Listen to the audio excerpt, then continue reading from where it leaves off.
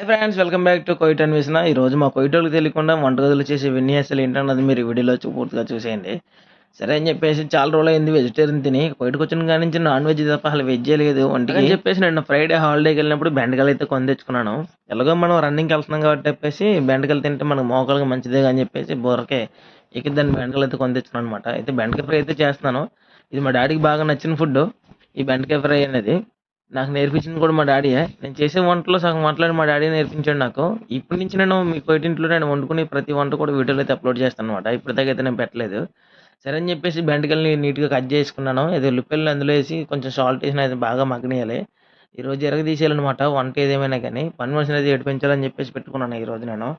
సరే అని చెప్పేసి కట్ చేసుకున్న ఉల్లిపాయలు నీట్గా స్టవ్ పెట్టి ఆన్ చేసుకుని ఆయిల్ వేసుకుని కొంచెం ఎల్లుల్లిపాయలు పచ్చిమిరపకాయలు ఉల్లిపాయలు కొంచెం మగ్గనిచ్చిన తర్వాత ఈ బెండకాయలు కూడా నీట్గా కడుక్కుని వీటిని నీట్గా క్రాస్గా కట్ చేసుకోవాలి. ఎందుకంటే టూ సైడ్ నుంచి కూడా అది సాల్ట్ని కారం పీల్చుకుంటుంది అనమాట.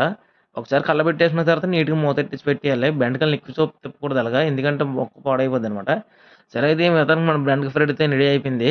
ఆకలి వేసింది. సరే టేస్ట్ ఎలా చూద్దాం, కుబ్బు చేతి వేడి చేసి తిన్నాను. టేస్ట్ అయితే వర్త్ ఉంది మామ. వీడియో నచ్చితే